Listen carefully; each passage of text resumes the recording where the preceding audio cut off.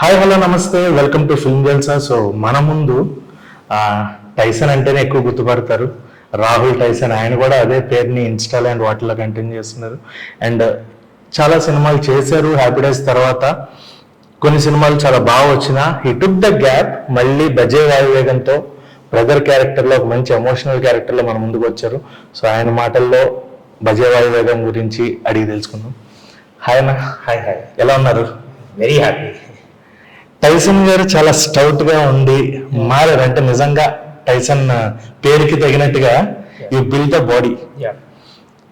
And Karthikeya గారితో కూడా ఇద్దరు బ్రదర్స్, ఏదైనా కానీ తనిఖీల భరణి గారితో సీన్స్ కానీ sentimental everything you did your best in the movie.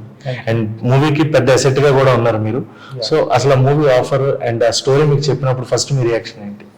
So basically lockdown అయిపోయాక I got a call from UV Creations అండి for a solo film. So నేను ఆ ఫిలిం స్టార్ట్ చేశాను. ఆ సినిమా పేరు కూడా.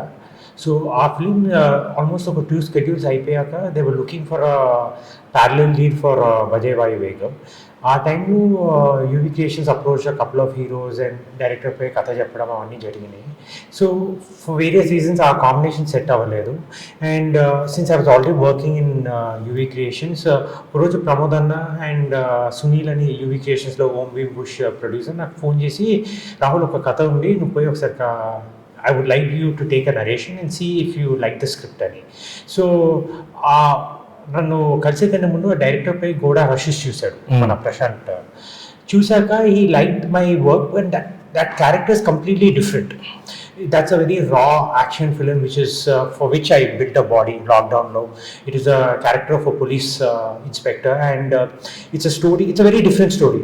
So I was having apprehensions because నేను మళ్ళీ రీస్టార్ట్ చేశాను నా కెరియర్ ఒక యాక్షన్ ఫిల్మ్తో మళ్ళీ డైరెక్టర్కి. But someway he saw some traces of this what he wanted in ఈ సినిమాలో. ఆయనకి ఏం కావాల్సిన అవి ట్రేసెస్ ఆ ప్రాబ్లీ ఆ ఇన్నోసెన్స్ అనా లేకపోతే ఆనెస్టీ కనిపించింది ఆయనకి ఆ క్యారెక్టర్లో. సో మళ్ళీ నాకు ఈ సినిమా కథ చెప్పడం జరిగిందండి. హీ నరేటెడ్ ఒక 1.5 hours డీటెయిల్ నరేషన్ ఇచ్చాడు. సో దాని తర్వాత మేము 1-2 గంటలు కూర్చొని హౌ ఈజ్ ఈ సీయింగ్ ద ఫిల్మ్, ఆయన విజన్ నా విజన్ ఒకటేనా, హౌ ఈజ్ ఈ అంటే ఇప్పుడు చాలాసార్లు ఏమైపోతారంటే వాళ్ళు చెప్పిన నరేషన్కి మనం కొన్ని విజువల్స్ వేసుకుంటామండి. కలర్ ప్యాలెట్ అయినా, సౌండ్ డిజైన్ అయినా, the way the character graph అన్న. సో ఒక 2 hours డీటెయిల్గా డిస్కషన్ చేసాము, ఒక 3-4 times కలిసాము. Immediately I was bold over by the script. ఎందుకంటే ఈ సినిమా మీరు చూస్తే ఒక typical hero cinema, commercial elements, song, love story ఇవన్నీ లేవు. It's a story of a father and ఒక ఇద్దరు సన్స్.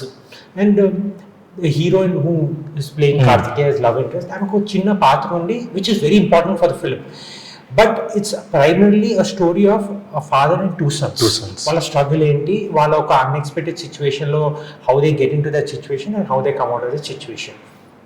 సో నాకు డైరెక్ట్ ఇచ్చిన ఫస్ట్ బ్రీఫ్ ఏమంటే, ఈ సినిమాలో నీకు హీరోయిన్ ఉండదు, just imagine Karthikeya to be your heroine. The same thing he said Karthikeya also, because bromance ఉండాలా. ఎందుకంటే అది బ్రొమాన్స్ చాలా ఆర్గానిక్ ఉండాలా, చాలా న్యాచురల్గా ఉండాలా. మనకి ఏమైనా ఇన్సెక్యూరిటీ అయినా కాంపిటేటివ్నెస్ వస్తే ఆ కెమిస్ట్రీ మిస్ అవుతుంది, ఆ మ్యాజిక్ మిస్ అవుతుంది. Because he can come up with beautiful scenes, beautiful script అన్నీ you know it's tailor made and it's can be done. కానీ బియాండ్ ద స్క్రిప్ట్ ఒక కెమిస్ట్రీ అవసరం ఈ సినిమాకి. ఎందుకంటే ఆ కెమిస్ట్రీ ఉంటేనే సినిమాకి అక్కడ వర్కౌట్ అయితేనే సినిమా వర్కౌట్, ఆ సీన్స్ వర్కౌట్ అవుతాయి. సో నేను కార్తికేయన్ లైఫ్లో ఎప్పుడు కలవలేదు. So he was very specific that first నాకు ఈ సినిమాలో ఇద్దరు బ్రదర్స్ లాగా ఉండాలా, similar age group, similar and characterisations కూడా మీరు చూస్తే Kartikeya is very subtle, is very aggressive. నా characterisation is very loud, timid. So contrasting characters, when these 2 contrasting characters, మన ఇంట్లో ఇద్దరు బ్రదర్స్ కూడా చాలా కాంట్రాస్టింగ్ ఉంటారు. ఇద్దరు ఒకలే, I mean the way they look at life will be very different. So కొన్ని పర్సనల్ ఎలిమెంట్స్ తీసుకొని రావడం జరిగింది, ఆ పై నుంచి అవి డిస్కస్ చేయడం జరిగింది. నేను కార్తికేయ చాలా రీడింగ్స్ చేసాము. He said I would do my character like this, నువ్వు ఇలా చేయు. We found a middle part to make the scenes work. Super. So మాకు అర్జున్ గారు అంటే ఫస్ట్ గుర్తొచ్చేది హ్యాపీ డేస్ ఆటోమేటిక్గా. అండ్ ఇప్పుడు బజే వాయువేగం మీకు సక్సెస్ ఇచ్చింది అని అనుకోవచ్చు. సో ఈ తర్వాత నుంచి చేసే సినిమాలు అంటే మీరు లీడ్, ఇప్పుడు ఇందులో లీడ్ క్యారెక్టర్ మీరు ఆల్మోస్ట్, ఎందుకంటే you have that weightage in the character. Yes. So next వచ్చే క్యారెక్టర్స్ మీరు ఎలాంటివి చూస్ చేసుకుందాం అనుకుంటున్నారు? వాట్ కైండ్ ఆఫ్ క్యారెక్టర్స్ అని? బేసికలీ కార్తికేయకి ఈ సినిమాలో కొంచెం ఎడ్జ్ ఉన్నా ultimately my relation with UV Creations is very personal. వాళ్ళు నా ఫ్రెండ్స్ అనుకోవచ్చు, ఎక్స్టెండెడ్ ఫ్యామిలీ అనుకోవచ్చు. సో నాకు ఒక ట్రస్ట్ ఫ్యాక్టర్ ఉంది. సో అల్టిమేట్లీ అప్పుడప్పుడు ఏమైపోతారంటే కొన్నిసార్లు కొన్ని సీన్స్ ఎడిట్ అవ్వడం ఇవన్నీ జరుగుతాయి. కానీ ఈ స్టోరీ మీరు భజే వైవేగం చూస్తే there is no Raju without Venkat, there is no Venkat without Raju. You cannot, it's very important, you cannot make a film without that. So ఆ రోల్కి అంత వెయిటేజ్ ఉంది. ఫస్ట్ థింగ్ ఆ వెయిటేజ్ ఉంది. అండ్ ఆ పైన నుంచి కొన్ని సీన్స్ ఉన్నాయి where which will allow me to also perform, show my acting whatever skills. So అన్నీ వర్కౌట్ అయినాయి సినిమా వరకు, ఈ స్టోరీ వరకు. అండ్ ఆ పైన నుంచి there was a trust factor of UV Creations also, their personal interest on me and all that stuff. So ఇప్పుడు నా ఫ్యూచర్ ప్లాన్ ఏమంటే, ఇప్పుడు నేను చేస్తున్నది డూవీలో ఆడియో ఒక సినిమా రెడీ అయిపోయింది, గోడ అనే సినిమా. త్వరలో దే రిలీజ్ ద ఫిలిం. అది కాకుండా I'm doing 2 other solo films. But times have changed అండి. Times have changed. We also have to keep updating ourselves, and I will never lose out on a good film just because I may not be the lead character. I should have inner scenes where ఒక director నా దగ్గర వస్తే రాహుల్ ఈ character I should be able, ఈ should excite me, should make me nervous.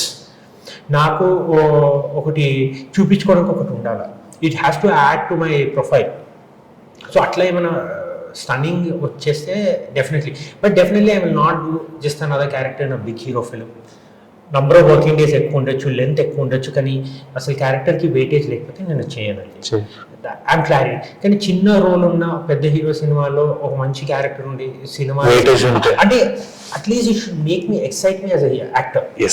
So something, ఇప్పుడు ఒక పెద్ద సినిమాలో people may not imagine me doing something, కానీ నాకు అది ఆ క్యారెక్టరిస్టిక్ ఉండేసి నాకు నా యాక్టింగ్ చూపించుకోవడానికి ఆపర్చునిటీ ఉంటుంది.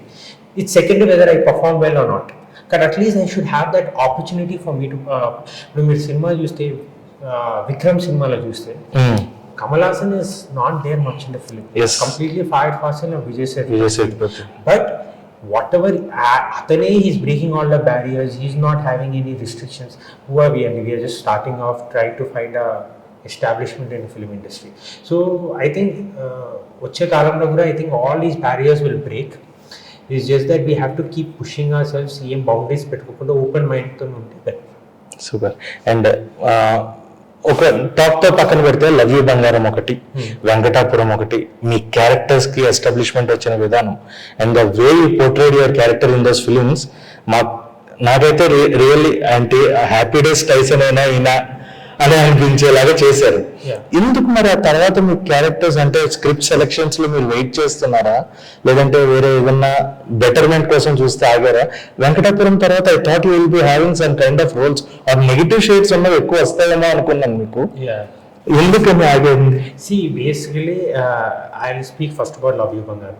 లవ్ యూ బంగారం అనే సినిమా నేను బ్లైండ్గా కేఎస్ రామారావు గారు, మారుతి గారు, ప్రేమగత చిత్రం, బస్ స్టాప్, ఇవన్నీ బ్లాక్ బస్టర్ 3 సినిమాలు బ్లాక్ బస్టర్ అయ్యాక కథ వినకుండా జస్ట్ ఒక లైన్ 15-20 minutes నరేషన్ ట్రస్ట్ ఫ్యాక్టర్లో చేశాను.